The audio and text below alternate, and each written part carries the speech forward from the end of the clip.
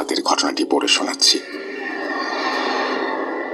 আম্মু, আমি তো শুধু নিঃস্বার্থভাবে আল্লাহর দরবারে দোয়া করি, আর আল্লাহ তাআলা আমার দোয়া কবুল করে নেন। এই কথাগুলো শুনে আমার মন একদিকে যেমন ভরে যায়, তেমনি চিন্তাও বাড়তে শুরু করে। কিন্তু কেন? এর পেছনে কি কোনো কারণ লুকিয়ে আছে? আসসালামু আলাইকুম রাসেল ভাইয়া ও প্রিয় শ্রোতা বন্ধুরা, আশা করছি আল্লাহর অশেষ রহমতে আপনারা সবাই ভালো আছেন ও সুস্থ আছেন। আমিও আল্লাহর রহমতে ভালো আছি, আলহামদুলিল্লাহ। আমি মোহাম্মদ সিফাত আলম, চট্টগ্রাম থেকে লিখছি। আজ আমি যে ঘটনাটি শেয়ার করতে যাচ্ছি তা আমি আজ থেকে প্রায় ৩-৪ মাস আগে সংগ্রহ করেছিলাম আসমা আন্টির কাছ থেকে। আসমা আন্টির সাথে আমার পরিচয় পারিবারিকভাবেই। তিনি আমাদের আত্মীয়ের মতোই ছিলেন। তার কাছ থেকে ঘটনা নেয়ার পর আমি নানান কাজে ঘটনাটি লেখার কথা ভুলে গিয়েছিলাম, কিন্তু আজ আমি তার জন্য অনুতাপ করছি। কেননা আসমা আন্টি গত ৩ জানুয়ারি শুক্রবার ইন্তেকাল করেন। ইন্না লিল্লাহি ওয়া ইন্না ইলাইহি রাজিউন। তার মৃত্যুর খবর শুনে আমার প্রচন্ড খারাপ লাগে, কেননা তিনি চেয়েছিলেন তার জীবনের ঘটনাটি নিজ কানে শুনে যেতে, যা আমি তাকে দিতে পারিনি। তাই আমি তার কাছে মার্জনা প্রার্থনা করে আজ তার সেই ঘটনাটি শেয়ার করছি। রাসেল ভাইয়ের কাছে অনুরোধ, ঘটনার ভেতরের ভুল ত্রুটিগুলো ক্ষমা সুন্দর দৃষ্টিতে দেখবেন। চলুন সরাসরি আজকের ঘটনায় চলে যাই, যা আসমা আন্টি ঢাকা থেকে আমার সাথে শেয়ার করেছিলেন। আসসালামু আলাইকুম প্রিয় ভূত.com-এর শ্রোতাবৃন্দ। আজ আমি যে ঘটনাটি আপনাদের কাছে উপস্থাপন করতে যাচ্ছি, এমন ঘটনা হয়তো আপনারা কেউ আগে কখনো শোনেননি। আমাদের জন্য এটি ছিল একটি নতুন অভিজ্ঞতা। আমরা মুসলিম হিসেবে জিন জাতিকে বিশ্বাস করি এবং সেটাই আমাদের অবশ্য কর্তব্য। আমাদের মানব জাতির মতো জিন জাতিকেও আল্লাহ তাআলা স্বয়ং সৃষ্টি করেছেন। মানুষের মাঝে যেমন ভালো কিংবা খারাপ উভয় রকমের মানুষ বিরাজমান, তেমনি জিনদের মাঝেও রয়েছে ভালো এবং খারাপ। কিন্তু বেশিরভাগ ক্ষেত্রেই আমরা শুনে থাকি মন্দ জিনের কথা। তাই অনেকের মনে এমন ধারণারও জন্ম নেয়, যার ফলে অনেক মানুষই আছেন যারা ভাবেন জিন জাতি শুধুমাত্র মানুষের অনিষ্টই করে থাকে। বাস্তবে আসলে কি তাই? চলুন দেখা যাক বাস্তবতার সাথে এই ধারণার কতটুকু মিল রয়েছে। সাল 1991। আমার কোল জুড়ে আমার ঘর আলোকিত করে জন্ম নেয় ফুটফুটে কন্যা সন্তান। ফুটফুটে সেই কন্যা সন্তান ছিল অতিশয় সুন্দরী, ঠিক যেন ছোট্ট এক পরী। আমার জীবনে এত সুন্দর কোনো মেয়ে আগে কখনো দেখিনি। এটা আমি আমার মেয়ের মা হিসেবে গর্ব করে বলছি না, বরং আল্লাহকে সাক্ষী রেখেই সত্যি কথা বলছি। ধীরে ধীরে সে বড় হতে লাগলো, আর কেন জানি না আমি তার উপর নজর লাগার ভয় পেতে শুরু করলাম। সে যেমনই ছিল সুন্দরী, তেমনি ছিল জ্ঞানী এবং কথা বলতেও ছিল খুব পটু। মানুষের সামনে এলে এমন সব কথাবার্তা বলতো যে লোকেরা তার প্রশংসার জোয়ারে ভেসে যেতে শুরু করত। আর আমি ভাবতাম কেউ যেন আবার নজর লাগিয়ে না দেয়। আমি প্রতিদিন তার পড়াশোনার জন্য তাকে কিছুটা চাপ দিতাম, আর পড়ানোর সময় নানান গল্পে নানান ছলে তাকে বোঝাতাম বাইরের লোকজনের সামনে এভাবে কথা বলতে নেই। অনেকেই হাসি ঠাট্টা করে, যা তার বা আমার চোখে পড়ে না, কিন্তু সে আমার কথা তেমন একটা পাত্তাই দিত না। বয়স কম জন্যই হয়তো আমি তাকে 5 বছর বয়সে হিজাব পরানো শিখিয়েছিলাম, যেন তার সৌন্দর্যের কিছুটা অংশ ঢাকা পড়ে। বিশেষ করে তার বড় বড় কাঁধে চুল। হিজাব পরার কারণে শুধুমাত্র ওর ছোট্ট মুখটা বের হয়ে থাকতো, আর তাকে দেখে যেন কোনো বিড়াল ছানার চাইতেও কম মনে হতো না। ওর আচরণ প্রায় 12 বছর পর্যন্ত একই রকম ছিল। আমরাও সবাই ওকে নিয়ে খুশি ছিলাম, আর খুশি থাকবোই না বা কেন? সে যত কথাই বলুক না কেন, কখনোই কাউকে আঘাত করে বা কারো সাথে বেয়াদবি হয় এমন কোনো কথা তার মুখ দিয়ে কখনোই বের হতো না, আমরা শুনিনি। কিন্তু সে যখন 12 বছরে পা দিল, হঠাৎ করেই কেমন যেন পুরোপুরি বদলে গেল। আমরা ভাবছিলাম এটা হয়তো তার বাড়ন্ত বয়সের কারণে হরমোনের পরিবর্তনের জন্য হচ্ছে, তাই আমরা এই বিষয়টি তেমন একটা পাত্তা দেইনি। ধীরে ধীরে সে কেমন যেন একটু অন্যরকম হয়ে গেল, রিজার্ভ হয়ে গেল। সারাক্ষণ আল্লাহর ইবাদত নিয়ে ব্যস্ত থাকতো আর সিজদায় পড়ে থাকতো। যদিও সে ছোট থেকেই নামাজ রোজার প্রতি খুবই সতর্ক ছিল, নামটা এখনো বলা হয়নি। আমার মেয়ের নাম খুব শখ করে আমি পরি রেখেছিলাম। মূলত তার সৌন্দর্যের ওপর ভিত্তি করেই ছোট থেকে পরি বলে ডাকতে ডাকতে ওই নামটাই হয়ে যায়। পরীর হঠাৎ এমন বদলে যাওয়ার শুরুটা আমরা পাত্তা না দিলেও ধীরে ধীরে ব্যাপারটা আমাদের মনকে নাড়া দিতে শুরু করে। তাই একদিন আমি তার সাথে এসব বিষয়ে কথা বলার চেষ্টা করলাম। আমি তাকে বললাম, মা পরী, তোমার কি কিছু হয়েছে? কোনো সমস্যা? আমাকে বলো। যদি তোমার কোনো সমস্যা থেকে থাকে আমি শুনতে পারি। আমার সাথে এসব নিয়ে আলোচনা করো। আগে তো তুমি সবার সাথে খুব গল্পগুজব করতে, বাসায় অতিথি এলে তাদের সাথে একসাথে থাকতে, কাজিনদের সাথে খেলতে, কিন্তু এখন কি হয়েছে? এত রিজার্ভ হয়ে গেছো কেন? তুমি তো নিজেকে একেবারে ঘরে বন্দি করে রেখেছো। সে আমার কথা শুনে একগাল মিষ্টি হেসে আমাকে সান্ত্বনা দিতে লাগলো আর বলল, এমন কিছু না মা, আমার শুধু মনে হয় বেশি বেশি সময় আল্লাহর সাথে কাটানো উচিত। আমি এতেই নিজের মনে প্রশান্তি খুঁজে পাই। আগে কি করে আনন্দ পেতাম সেসব নিয়ে চিন্তা করো না মা, এখন আমি আল্লাহর সান্নিধ্যেই বেশি আনন্দ পাচ্ছি। ওর কথা শুনে মা হিসেবে আমি বেশ খুশি হই। একজন মায়ের এর থেকে বেশি আর কি চাওয়ার আছে? এত অল্প বয়সে দিনদার মেয়ে কতজনের ভাগ্যেই বা জোটে। এসব নিয়েই আমাদের জীবন হেসে খেলে কেটে যাচ্ছিল। জীবন নিয়ে আমাদের কারোর বিন্দু মাত্র কোনো অভিযোগ ছিল না। একদিন আমার এক বান্ধবী প্রায় 2.5 বছর পর আমাদের বাসায় আসে। তারা অন্য শহর থেকে আমাদের শহরে নতুন শিফট হয়ে এসেছিল। আমি নানান বিষয় নিয়ে তার সাথে কথা বলতে শুরু করি। একে তো ছোটবেলার বান্ধবী, তাও আবার এতদিন পর দেখা। সেও একে একে তার সব কথাগুলো বলতে শুরু করে। কথার এক পর্যায়ে সে জানায় তার নাকি বিদেশি 2টি তোতা পাখি আছে। সেই তোতা পাখি দুটিকে নাকি সে প্রায় 1 বছর ধরে পালে। কিছুটা দুঃখ নিয়েই সে আমাকে জানালো পাখি দুটি নাকি এখনো কোনো ডিম দিচ্ছে না। আমি তার মন খারাপ হতে দেখে তাকে সান্ত্বনা দিতে লাগলাম আর বললাম, দেখা যাবে, হয়তো শীঘ্রই তার পাখি দুটি ডিম দেবে ঠিকই। আমরা দুইজন মিলে এসব নিয়ে আলোচনা করছিলাম। হঠাৎ আমি দেখলাম আমার মেয়ে আমাদের ঘরে প্রবেশ করলো। সে যে আমার বান্ধবীর সাথে খুবই আদরের সাথে সাক্ষাৎ করলো আর খবরাখবর নিল এবং আমাদের সাথে বসে গেল, এটাতে আমি বেশ খুশি হয়েছিলাম। আমি অবাক হচ্ছিলাম যে আজ সূর্য কোন দিক থেকে উঠল, যে আমার মেয়ে আজ রুমের বাইরে বের হয়ে এসে আবার নিজে থেকে কথাও বলছে। বেশ ভালোই লাগছিল তার এই আচরণ দেখে। আমার বান্ধবীর সাথে সে অনেক কথাই বলল। যখন আমার বান্ধবী উঠতে লাগলো বাড়ি যাওয়ার জন্য, তখন আমার মেয়ে তাকে বলল, আন্টি, আপনি একটা কাজ করুন, আপনার বারান্দার সামনের দিক থেকে তোতাগুলোকে সরিয়ে দিন। আপনি তাদেরকে একটু ভেতরের দিকে আর পেছনের দিকে রেখে দিন, তাহলেই আপনার তোতারাও ডিম দিতে শুরু করবে। আমার মেয়ের কথা শুনে আমার বান্ধবী হাঁ করে আমার মেয়ের দিকে তাকিয়ে থাকে কিছুটা সময়। আমি অবাক হচ্ছিলাম এই ভেবে যে আমি বা আমার বান্ধবী কেউই পরীকে তোতা পাখি নিয়ে কোনো কিছু জানায়নি। পরে এই ভেবে নিজের মনকে মানিয়ে নেই যে সে হয়তো দরজার বাইরে থেকে রুমে প্রবেশ করার আগে আমাদের কথাগুলো শুনতে পেয়েছিল। এভাবে নিজেকে সামলানোর পরও আমার মাথায় অন্য এক চিন্তা ঘুরপাক খেতে লাগলো। আমার মেয়ে তো কখনো আমার বান্ধবীর বাড়ি দেখেইনি। তারা তো এই শহরে এলোই 3-4 দিন আগে। তাহলে পরি কিভাবে জানলো যে তোতাগুলো বারান্দায় রাখা কিনা আর বারান্দার সামনের সাইডেই বা রাখা কিনা? আমার বান্ধবী পরির কথা শুনে বিচলিত মুখে হাসি দিয়ে মাথা নেড়ে সেখান থেকে চলে গেল। সে যাবার পরপরই আমি পরিকে জিজ্ঞেস করলাম, মা পরি, এটা কি ছিল? উত্তরে সে বলল, কিসের কথা বলছো মা? আমি তাকে আমার প্রশ্ন বুঝিয়ে দিয়ে পুনরায় উত্তরের জন্য অপেক্ষা করতে লাগলাম। সে আমাকে বলল, আমি তো তোমার ঘরের সামনে দিয়ে যাচ্ছিলাম, তখনই আন্টির কথাটা শুনলাম আর তাই ভেতরে চলে আসলাম। আমার তো আগে থেকেই কিছুটা তোতাদের নিয়ে অভিজ্ঞতা আছে। তারা ডিম না দিলে যদি তাদের জায়গা বদলানো হয় তাহলে অনেক সময় তারা ডিম দিতে শুরু করে। আমার মেয়ে পাখি পালতো ছোটবেলা থেকে, তাই তার এই কথা আমার কাছে যৌক্তিকই মনে হয়েছিল। কিন্তু পাখি দুটি কোথায় রাখা আছে সেটা সে কিভাবে জানতে পারলো, এই প্রশ্নের উত্তর আমি তখনও পাইনি। আমি পুনরায় তাকে বললাম, আচ্ছা সেটা না হয় হলো, ঠিক আছে, কিন্তু এটা বলো তুমি কিভাবে জানলে যে তাদের তোতাগুলো কোথায় রাখা আছে?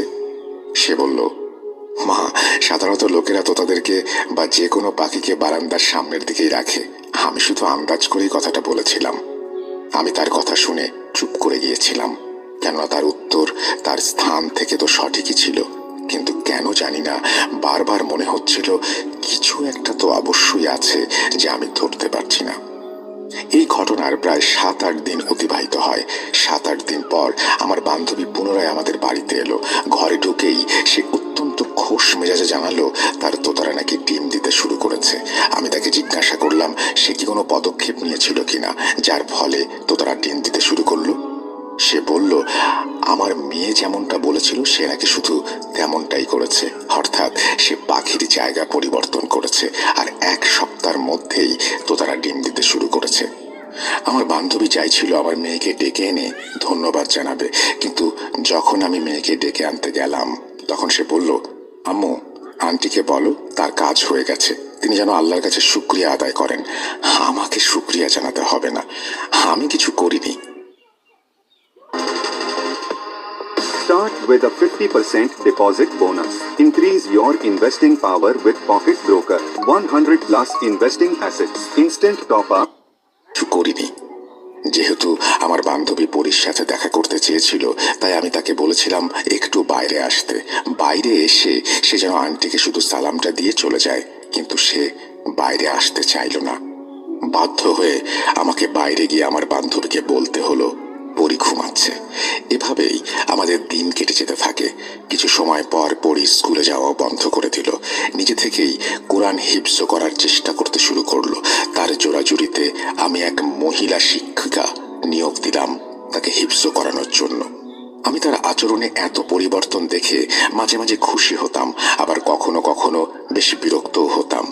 এমন না যে আমার ঘরের পরিবেশ খুবই ধার্মিক টাইপের ছিল, কিন্তু তাকে দেখে ভালো লাগতো যে আল্লাহর পথে সে চলছে। কিন্তু সমস্যা ছিল একটাই, সে যে দুনিয়াদারি একেবারেই ছেড়ে দিয়েছিল। না সে আমাদের সঙ্গে কোথাও বের হতো, না তার কোনো বন্ধু ছিল। সে কেবল নিজেকে নিজের ঘরে বন্দি করে রাখতো।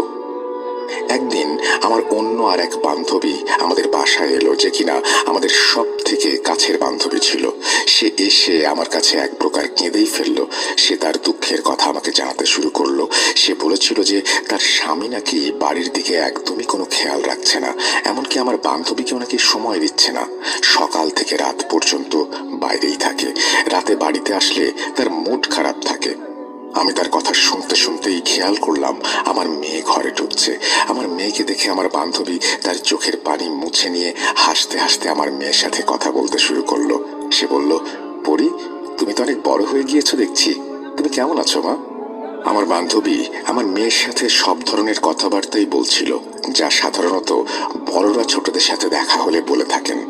যখন সব কথা শেষ হলো তখন পরী কিছুটা সময় চুপ করে রইল। হঠাৎ সে আমার বান্ধবীকে জিজ্ঞাসা করলো, আন্টি আপনার স্বামীর নাম কি? আমার বান্ধবী এই কথা শুনে একদম অবাক হয়ে গেল। সে ভাবতে লাগলো এত ছোট মেয়ে কেন তার স্বামীর নাম জানতে চাইছে। তবুও সে পরীর দিকে তাকিয়ে মুচকি হেসে তার স্বামীর নাম পরীকে বলল। আর আমার মেয়ে তার হাত ধরে কিছুটা সময় বসে কি যেন ভাবতে লাগলো। সে কোনো কথা বলল না। হঠাৎ উঠে দাঁড়িয়ে আমার বান্ধবীও আমাকে সালাম জানিয়ে আবার নিজের রুমে চলে গেল। যাবার আগে আমার বান্ধবীকে বলল বাড়ি ফিরে 2 রাকাত নফল নামাজ পড়ে আল্লাহর কাছে দোয়া করতে। আমার বান্ধবীও চলে গেল, কিন্তু পরের দিন সে আবার আমাদের বাড়িতে এলো। এবারে তাকে খুব খুশি খুশি মনে হচ্ছিল, যেন সে কোনো লটারি জিতে গেছে। সে আমাকে বলতে লাগলো যে তার স্বামী রাতের বেলা বাড়ি এসেছিল আর তার জন্য নাকি বিশাল বিশাল সব উপহারও নিয়ে এসেছিল। তার স্বামী তার কাছে নাকি হাত জোর করে মাপ চাইছিল আর বলছিল, মাফ করে দাও আমায়। এই বলে সে নিজের মুখেই নাকি স্বীকার করে সে অন্য এক মহিলার সঙ্গে জড়িয়ে গিয়েছিল। ওই মহিলার কাছে নাকি সে প্রতারণার শিকার হয়েছে। সে নাকি নিজের ভুল বুঝতে পেরেছে। আমার বান্ধবীও তাকে মাফ করে দেয়। তার কথা শুনে আমার কাছে কিছুই বোধগম্য হচ্ছিল না। সে অনর্গল নিজের মতো করে কথা বলে যাচ্ছিল। সে বলল, তোর মেয়ে তো খুব বুঝতার দেখি। দেখ, কালই সে আমার স্বামীর নাম জিজ্ঞেস করেছিল আর আমাকে 2 রাকাত নফল নামাজ আদায় করতে বলেছিল। 1 রাতের মধ্যেই সে সোজা হয়ে গেছে। আমার বান্ধবীর কথা শুনে আমি কি ভাববো না ভাববো কিছুই বুঝতে পারছিলাম না। পরপর 2টি অলৌকিক ঘটনা ঘটে গেল।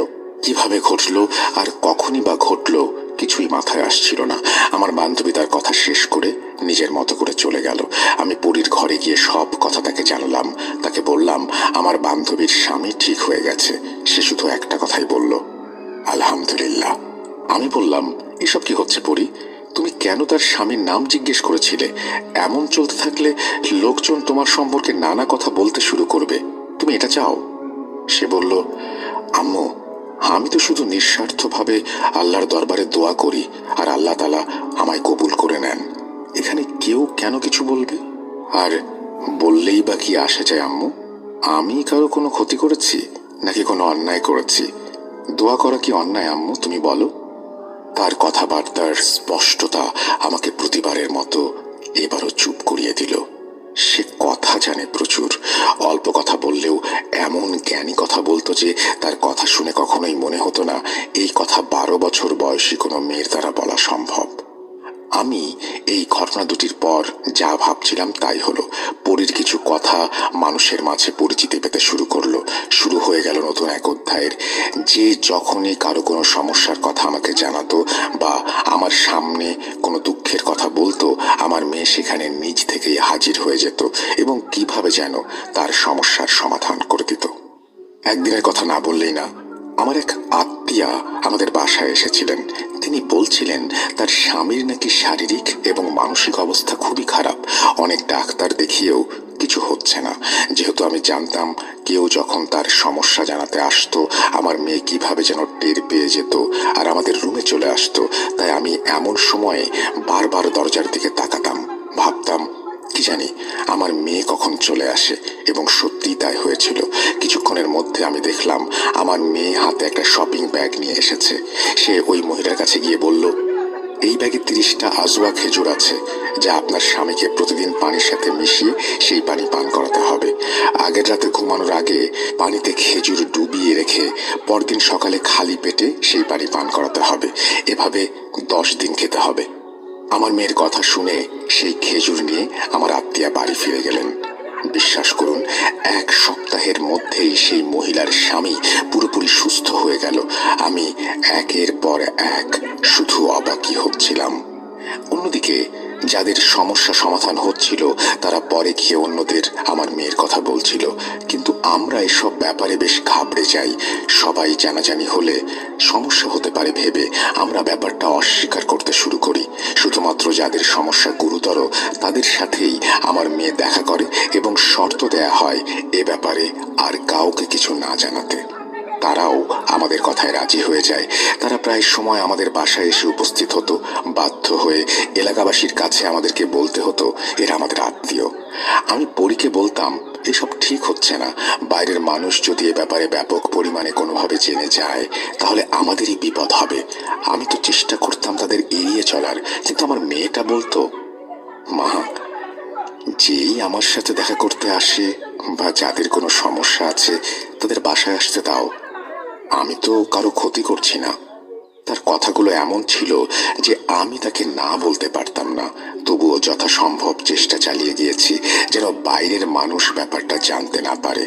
এই জন্য আমরা আমাদের বাসাটাও বদলে ফেলি। বাসা বদলানোর পর এই সমস্যাগুলো অনেকটাই কমে যায়। আমি আপনাদেরকে একটি কথা বলতে ভুলে গিয়েছিলাম। আমি আমার আত্মীয়ার স্বামীর অসুস্থতা নিয়ে একটি ঘটনা বলেছিলাম, যেখানে আমার মেয়ে আমাদের আত্মীয়ার স্বামীর জন্য খেজুর দিয়েছিল। কিন্তু অবাক করা ব্যাপার হচ্ছে আমার বাসায় তখন কোনো খেজুর থাকার কথা না। এর আগে আমরা রমজান মাস ছাড়া খেজুর কিনিনি, আর ওই সময় রমজান মাসও ছিল না। আর আমার স্বামীও খেজুর কিনে আনেননি, যা আমি তার সাথে কথা বলে নিশ্চিত হয়েছি। আর পরি তো সাধারণত বাড়ি থেকে বেরই হতো না, তাহলে সে খেজুর পেল কোথায়? আমি তাকে জিজ্ঞাসা করেছিলাম, এত খেজুর তোমার কাছে কিভাবে এলো? সে আমার কথাটা এড়িয়ে গিয়ে বলল, আম্মু, হতে পারে কোনো আত্মীয় নিয়ে এসেছে, তুমি খেয়াল করনি।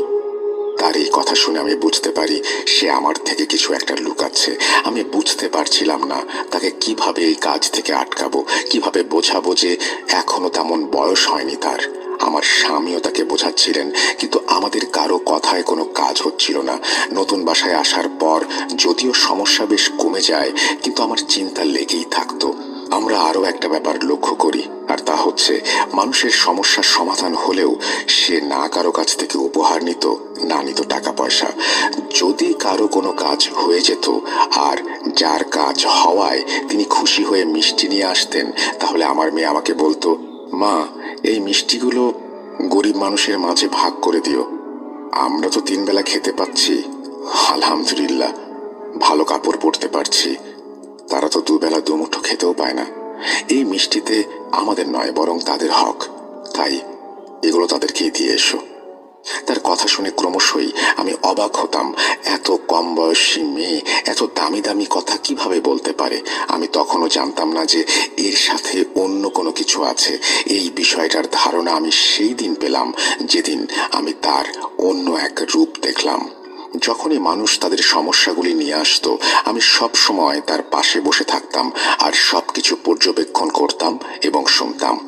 আমি দেখলাম কিছু মহিলা একজন মহিলাকে জোরপূর্বক ধরে নিয়ে আসছেন। সেই মহিলা নিজেকে ছাড়ানোর জন্য আপ্রাণ চেষ্টা করছিলেন, কিন্তু তারা তাকে খুব শক্ত করে ধরে রেখেছিলেন। সেই মহিলার মুখ থেকে অদ্ভুত আওয়াজ বের হচ্ছিল। কখনো সে কুকুরের মতো ঘেউ ঘেউ করতে শুরু করে, তো কখনো তার মুখ থেকে শেয়ালের মতো শব্দ হয়। যেসব মহিলা তাকে ধরে নিয়ে এসেছিলেন তারা বলতে লাগলেন, এই মহিলার জিনের সমস্যা আছে। তাদের কথা শুনে আমার মেয়ে বলল, একে আমার সামনে বসিয়ে দিন। সেই মহিলা পরীর সামনে বসে থেকে আমাকে আর আমার মেয়েকে প্রচন্ড রাগ নিয়ে দেখে যাচ্ছিলেন। কুকুর যেভাবে কামড় দিতে আসে ঠিক সেভাবে সেই মহিলা পরীর দিকে বারবার মুখ বাড়িয়ে তাকে কামড় দিতে আসছিলেন। আমি সেই দৃশ্য দেখে ভীষণ ভয় পেয়ে গিয়েছিলাম। আর যখন তার সাথে আসা মহিলারা বললেন যে এর জিনের সমস্যা আছে, তখন আমি তো ভেতর থেকে আরো বেশি ভয় পেয়ে গেলাম। আমার মেয়ে তাকে অনেকক্ষণ বোঝালো আর শান্ত হতে বলল, কিন্তু তার কোনো কথায় তেমন কাজ হচ্ছিল না। ওই মহিলা কিছুতেই তার সব কর্মকাণ্ড থেকে সরে আসছিলেন না। হঠাৎ একটি আওয়াজ শুনে আমার আত্মা চমকে যায়। আওয়াজটি আমার মেয়ের। ওই মহিলার ঘেউ ঘেউয়ের পর পরবর্তী যে আওয়াজটি আমি শুনলাম সেটি ছিল এক বড় পুরুষের গম্ভীর আওয়াজ। তিনি এত জোরে বললেন, চুপ হয়ে যা, যার ফলে ওই মহিলা ভয়ে যেন একেবারে স্তব্ধ হয়ে গেল। সে যে ভীত হয়ে গিয়েছিল তা আমরা তাকে দেখে ভালোভাবেই বুঝতে পারছিলাম, কিন্তু তার সাথে আমরাও সবাই ভীত হয়ে গিয়েছিলাম। আর এর কারণ সেই পুরুষালী গলা আমার মেয়ের মুখ থেকে বেরিয়েছিল। আমি আমার মেয়ের পাশেই বসেছিলাম, কিন্তু তার সেই গলা শুনে আমি উঠে দাঁড়িয়ে গেলাম। আমার মেয়ের মুখ দেখে আমি নিজেও ভয় পেয়ে গিয়েছিলাম। তার মুখটা ছিল একেবারে ভয়ার্ত লাল। পরিপুরুষালী গলায় সেই মহিলাকে ডাকলো, যার ওপর জিন ভর করেছিল। তার ওপর জিন উপস্থিত থাকার পরেও সেই মহিলা এতটা ভয় পেয়ে যায় যেন কিছু একটা দেখে সে প্রচন্ড ভয় পাচ্ছে। কাছে যেতেই পরি তার হাত ধরলো এবং একই পুরুষালী গলায় তাকে জিজ্ঞেস করতে লাগলো, কি করছিস এসব? এই মহিলাকে কেন এত বিরক্ত করছিস? আমার প্রশ্নের জবাব না দিলে সমস্যা নেই, কিন্তু আমার হুকুম না মানলে সমস্যা হবে তোর। এবার ভেবে দেখ কি করবি। পরীর কথা শুনে সেই মহিলার ওপর ভর করা জিন পরীর সামনে একেবারে বাচ্চা ছেলের মতো কাঁদতে শুরু করলো। তার অবস্থা এমন ছিল যেন মাছকে কেউ পানির বাইরে বের করে নিয়ে এসেছে। সে বলল, হুজুর আমাকে মাফ করে দিন, আমি আর বিরক্ত করব না, আমি জানতাম না এরা আপনার কাছে আসবে। সে সব বলতে বলতে যেভাবে চিৎকার করছিল আর বলছিল, মেরো না আমায়, মেরো না, মনে হচ্ছিল যেন কেউ সামনে আছে যিনি কিনা তার উপর ক্রমাগত আক্রমণ করে যাচ্ছেন। হঠাৎ সেই মহিলা পরীর পায়ে পড়ে গেলেন আর বলতে লাগলেন, হুজুর আমাকে মাফ করে দিন। আমি সবচেয়ে বেশি অবাক হচ্ছিলাম এই ভেবে যে সে আমার মেয়েকে হুজুর বলছে কেন। এরপর মহিলা সেখান থেকে চলে গেলেন। তিনি কিছুক্ষণের জন্য অজ্ঞান হয়ে পড়ে রইলেন। কিছু সময় পর আমার মেয়েও আবার স্বাভাবিক হয়ে গেল। মহিলার জ্ঞান ফিরে এলো আর তিনিও স্বাভাবিক হয়ে গেলেন এবং তারা সকলেই প্রস্থান করলেন। যখন সব মহিলারা চলে গেল তখন আমি পরীকে জিজ্ঞেস করলাম, পরী এসব কি হচ্ছে? তুমি কিভাবে এমন পুরুষের মতো করে কথা বলতে পারো? তখন সে কিছুটা চুপ হয়ে রইল। আমিও তার উত্তরের অপেক্ষা করছিলাম। সে নীরবতা ভেঙে বলল যে সে আমাকে একটা কথা বলতে চায়। সে আমাকে অনুরোধ জানায় মানুষের সাহায্য করতে, আর এই সব কিছুতেই তাকে নাকি একজন ভালো জিন সাহায্য করছে। তিনি পরীকে মানুষের সহায়তার জন্য একটা মাধ্যম বানিয়েছেন, আর যেহেতু এটি ভালো কাজ আর মানুষের সেবা করা আর তাদের বিপদ আপদে পাশে দাঁড়ানো মুসলিম হিসেবে সবার কর্তব্য, তাই সেটাকে মেনে নিয়েছে। আমি তার কথা শুনে তাকে জিজ্ঞাসা করলাম, কি বলছো তুমি? তুমি কি বুঝতে পারছো তুমি কি বলছো? এর মানে কি কোনো ভালো জিন আছে তোমার সাথে? এটা কি আদৌ আমার পক্ষে মেনে নেওয়া এত সহজ হবে? আগেও আমি জিজ্ঞেস করেছি তোমার কাছে তোমার কোনো সমস্যা আছে কিনা, তুমি কিছুই বলনি। আর আজ হঠাৎ এভাবে সব বলতে শুরু করলে। একবারও ভাবলে না তোমার বাবা মায়ের কেমন লাগবে? হোক সে কোনো নেক জিন, ভালো জিন, করুক সে মানুষের উপকার, কিন্তু আমরা সব কিভাবে মেনে নেব? আমি অঝরে কেঁদে বুক ভাসালাম। আমার মেয়ে আমাকে সান্ত্বনা দিয়ে বলল, আম্মু তুমি নিজেই দেখো আমাদের ধর্ম আমাদের কি বলে, সুন্দর চরিত্রের পাশাপাশি মানুষের কল্যাণে এগিয়ে যাবার, কারো অনিষ্টের কারণ না হবার।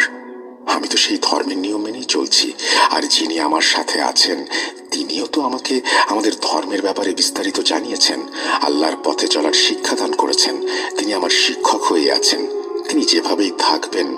তোমরা এসব নিয়ে ভয় পেও না, তোমাদের পরি তোমাদেরই থাকবে। তার কথা শুনে আমি তাকে জড়িয়ে ধরি। আমি আমার মেয়েকে হারাতে চাই না, তাই ভয় পাচ্ছিলাম। কিন্তু যখন ভাবি সে কখনো কারো কোনো ক্ষতি বা মনোকষ্টের কারণ হয়নি, তখন মনে কেমন যেন এক অদ্ভুত প্রশান্তি অনুভব করি। কিন্তু সবকিছুর পরও যখন থেকে পরি আমাকে বলেছিল যে তার সাথে নেক বা ভালো জিন আছে, তখন থেকেই আমার মনে একটা ভয় জেগে উঠেছিল। সে কিছুতেই পিছিয়ে যেতে প্রস্তুত ছিল না। আমি বুঝতে পারছিলাম না কিভাবে তাকে পেছনে সরাবো। কোনো উপায়ন্তর না দেখে আমি আমার পরীকে আল্লাহর কাছেই সমর্পণ করি। এছাড়া আমার আর কিছুই করার ছিল না। তার পুরুষালী গলায় কথা বলা, মানুষের সমস্যা সমাধান করা, এসব তো 12 বছরের একটা মেয়ের পক্ষে কখনোই সম্ভব নয়। তার সাথে ভালো জিন আছে বলেই সে এই কাজ করতে পেরেছে, যা আমার আর বোঝার বাকি থাকলো না। থাক সেসব কথা। একদিন আমার স্বামীর অফিসের বস তাকে অফিসে ডেকে নিয়ে বললেন, একটু দরজা লক করে ভেতরে আসুন।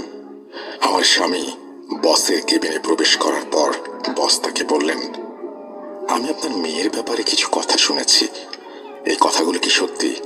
বসের এমন প্রশ্ন শুনে আমার স্বামী বেশ ঘাবড়ে যান আর এসব অস্বীকার করতে শুরু করেন। পরীর বাবা তাকে জিজ্ঞেস করেন তাকে এসব কথা কে বলেছে। বস তাকে জানান তার এক আত্মীয়ার জিনের সমস্যা ছিল। সে কুকুরের মতো ঘেউ ঘেউ করত আর প্রচন্ড আক্রমণাত্মক হয়ে উঠেছিল। আমার মেয়ের চিকিৎসায় সে এখন পুরোপুরি সুস্থ। আমার স্বামী বুঝতে পারলেন তার বস কোন মহিলার ব্যাপারে কথা বলছেন। তিনি সবই জেনে গেছেন জিনের ব্যাপারে। তিনি বসকে বললেন, স্যার আমি জানি না আসলে কি সত্যি কি মিথ্যা, কিন্তু লোকজন বলেন যে তাদের সমস্যাগুলো নাকি মিটে যায়। এটা শুনে তার বসের চোখে পানি চলে এলো। তিনি বললেন, আমি গত 10 বছর ধরে এত বড় এক পরীক্ষার মধ্যে আছি, তোমাদের সে কথা কি আর বলবো। তারপর তিনি কাঁদতে কাঁদতে আমার স্বামীকে বললেন, আমার একটা ছেলে আছে, তার বয়স প্রায় 30 বছর। 20 বছর বয়স পর্যন্ত সে খুব ভালোই ছিল, নিয়মিত কলেজে যেত, অনেক বন্ধুও ছিল। কিন্তু এরপর কি যে হলো কেউ জানে না। সে লোকজনের ওপরে হামলা করতে শুরু করলো। তার মস্তিষ্কের অবস্থা এমন মনে হচ্ছিল যেন ভেতর থেকে তা পুরোপুরি নষ্ট হয়ে গেছে। গত 10 বছর ধরে বিশ্বের নানান প্রান্তে ছুটে বেড়াচ্ছি, ডাক্তার দেখিয়েছি, কিন্তু কোনো চিকিৎসাতেই তার বিন্দু মাত্র কোনো উন্নতি হয়নি। বলতে গেলে আমার চেষ্টায় 1% সফলতাও পায়নি। সে এতটাই বেপরোয়া আর হিংস্র হয়ে উঠেছে যে গত 10 বছর ধরে আমরা তাকে শেকল দিয়ে বেঁধে রেখেছি। তাকে ঘুমের ইঞ্জেকশন দিয়ে ঘুম পাড়ানো হয়। সে সারাদিন শুধু পাগলের মতো চিৎকার করে। বসের ছেলের এই অবস্থার কথা শুনে বসের চোখে পানি দেখে আমার স্বামীর চোখেও পানি চলে এসেছিল। বস তাকে অনুরোধ করেন পরীর সাথে এ ব্যাপারে কথা বলার জন্য। আমার স্বামী তার বসকে আশ্বাস দেন যে তিনি পরীর সাথে এই ব্যাপারে কথা বলবেন। রাতে যখন আমার স্বামী বাড়ি ফিরে এলেন, তখন তিনি সরাসরি পরীর ঘরে চলে গেলেন এবং সব কিছু তাকে জানালেন। পরী তখন তার বাবার কাছে সেই ছেলের নাম জানতে চাইল। আমার স্বামীর মনে পড়ল তিনি সেই ছেলের নাম জিজ্ঞাসা করতে ভুলে গেছেন। তিনি আগামী দিন ছেলের নাম জেনে আসবেন বলেন। পরের রাতে যখন পরীর বাবা বাসায় এলেন, তিনি তখন বসের ছেলের নাম জেনে এসেছিলেন। পরীকে নাম বলার পর পরী বাবাকে বলল, আব্বু, আমাকে 3 দিন সময় দিন, তারপরই আমি ওই ছেলের সম্পর্কে জানাতে পারবো। দেখতে দেখতে 3 দিন পার হয়ে গেল। পরী বলল, সেই ছেলের একটা না, বরং অনেক সমস্যা আছে, আর এই সমস্যাগুলো তার সাথে হয়েছে কারণ সে কালো জাদু শেখার চেষ্টা করেছিল, কিন্তু তাতে সে ব্যর্থ হয়। আমার স্বামী পরীর বলা কথাগুলো তার বসকে জানিয়ে দেয়। বস এটা শুনে নিজের চেয়ার থেকে লাফিয়ে উঠে বললেন, ভাই, তোমার মেয়ে তো 100% ঠিক বলেছে। আসলে তার এই কথা পুরোপুরি সত্যি। ছোটবেলায় আমার ছেলে খারাপ সঙ্গে পড়ে গিয়েছিল আর খারাপ বন্ধুদের সাথে মিশে জাদু টোনা শিখতে শুরু করেছিল। তারপর থেকেই তার সাথে সবকিছু ঘটতে শুরু করে। অনেক বাধা দেবার পরেও লুকিয়ে লুকিয়ে সে সব করত। এরপর আমার স্বামীর বস আমার স্বামীর পায়ে পড়ে যান। ভাই, দয়া করে তোমার মেয়েকে বলে আমার বাচ্চার চিকিৎসা করিয়ে দাও। এই কাজে যত টাকা লাগে আমি দেব। বসের এমন ব্যবহার দেখে আমার স্বামী আর মানা করতে পারলেন না। আমার স্বামী তাকে বললেন চিন্তা না করতে, পরিয়ে সব করতে কোনো টাকা নেয় না, আর যদি তার পক্ষে সম্ভব হয় তাহলে সে অবশ্যই চিকিৎসা করবে। আমার স্বামী বাড়ি ফিরে এসে পরীর সাথে এই বিষয়ে কথা বলল। পরী সব শুনে বলল, বাবা, আমি তো প্রস্তুত আছি, কিন্তু আমার সঙ্গে যিনি আছেন তিনি আমাকে এই কাজ করতে দিতে চাচ্ছেন না। পরীর কথা শুনে আমি পরীকে জিজ্ঞেস করলাম, এর মানে কি আম্মু? সে বলল, মা, যিনি আমার সাথে আছেন তিনি বলছেন যে এই কাজ করতে গিয়ে আমার জীবন বিপন্ন হতে পারে। তিনি আমাকে নিজের মেয়ের মতো দেখেন, তাই তিনি আমাকে এই কাজ করার অনুমতি দিতে চাইছেন না। এই কথা শুনে আমি এবং পরীর বাবা দুজনেই খুব চিন্তায় পড়ে গেলাম। পরীর বাবা বললেন, আমি কালই আমার বসকে সব বলবো। আমরা আমাদের মেয়ের প্রাণের ঝুঁকি নিয়ে কোনো কিছু করতে পারি না। বাবার কথা শুনে পরী বলল, বাবা, এসবের কোনো দরকার নেই। আমি আমার সাথে থাকা জিনকে রাজি করাবো। জীবন ও মৃত্যু তো আল্লাহর হাতে। যদি আমার ভাগ্যে থাকে তাহলে এভাবেই আমার মৃত্যু হবে, আর যদি অন্যভাবে লেখা থাকে তবে তাই হবে। কার মৃত্যু কিভাবে হবে সে ব্যাপারে স্বয়ং আল্লাহ ব্যতীত আর কেউ জানেন না। তোমরা এ নিয়ে ভেবো না। আর মা, তুমি না আমাকে আল্লাহর কাছে সোপর্দ করেছো, তাহলে এসব নিয়ে কেন দুশ্চিন্তা করছো? অনেক কথা খরচের মাধ্যমে সেই রাতে পড়ি আমাদেরকে কিভাবে জানি না রাজি করিয়ে ফেলে। পরবর্তী 1 সপ্তাহ পর্যন্ত পড়ি আমাদের সাথে এই বিষয়ে আর কোনো কথাই বলেনি। তারপর 1 সপ্তাহ পরে সে বাবার কাছে গিয়ে বলল, আব্বু, আমি তাকে রাজি করিয়ে নিয়েছি। এখন আমি সেই ছেলের চিকিৎসা করতে চাই। তুমি আঙ্কেলকে জানিয়ে দাও, আজ রাতেই আমি যেতে চাই। যখন আমার স্বামী তার বসের সঙ্গে যোগাযোগ করলেন, এই ব্যাপার জানালেন, তখন তিনি সেই মুহূর্তেই আমাদের নিতে চলে এলেন। যখন আমরা তাদের বাড়িতে পৌঁছালাম তখন আমরা হতভম্ব হয়ে গেলাম। তার শক্তির ঊর্ধ্বে আমার স্বামীর বস আমাদের 3 জনকে ছেলের ঘরের দিকে নিয়ে গেলেন। তাদের ছেলের অবস্থা দেখে আমারই চোখে পানি চলে এলো। তার মুখ, তার চুল আর দাড়ির জন্য দেখাই যাচ্ছিল না। জটাধরা চুল আর দাড়ির জন্য তাকে দেখে বদ্ধ উন্মাদ মনে হচ্ছিল। তার মুখ থেকে লালা বের হচ্ছিল ক্রমাগত। যখনই আমরা দরজা খুলে সেদিকে তাকালাম, সে এমন ভাবে আমাদের উপরে ঝাঁপিয়ে পড়লো যেন কোনো পাগল কুকুরের মতো সে আমাদের উপর হামলা করার জন্য এগিয়ে আসছিল, কিন্তু শেকলে বাঁধা ছিল জন্য সে আটকে গেল। এরপর আমার মেয়ে আমাদের 3 জনকে বলল, আপনারা সবাই রুম থেকে বেরিয়ে যান। যত খুশি আওয়াজ আসুক বা যাই হোক, আপনারা কেউ ভেতরে আসবেন না যতক্ষণ না আমি নিজে থেকে আপনাদের ডাকবো। আমি আমার মেয়েকে একা সেই রুমে যেতে দিতে প্রচন্ড ভয় পাচ্ছিলাম। আমাকে দেখে পড়ি আমার অবস্থা বুঝতে পেরেছিল, আর তাই সে আমাকে বলল, মা, চিন্তা করবেন না, আমি একা নই, আল্লাহ আমার সাথে আছেন। তাহলে এখন আল্লাহর কাছে সোপর্দ করে দিয়ে আপনারা যান। এই কথা বলে হাসি মুখে আমার মেয়ে ভেতরে চলে গেল। যখন দরজা বন্ধ হলো মনে হলো ভেতরে যেন যুদ্ধ হচ্ছে আমার। কখনো মনে হচ্ছিল যেন ভেতরে বোমা ফাটছে, আবার প্রচন্ড জোরে চিৎকার আর কান্নার আওয়াজ ভেসে আসছে। সেই রুমের ভেতরে কি হচ্ছে আমি কিচ্ছু জানি না। আমি জানি না কি ঘটে চলেছে। আমার মন ভেঙে যাচ্ছিল, কারণ আমার ছোট্ট মেয়ে, আমার পরি ভেতরে একা। 1 ঘন্টা আমার জন্য একেবারে কোনো কেয়ামতের থেকে কম ছিল না। তারপর আমি আমার মেয়ের হালকা আওয়াজ শুনলাম।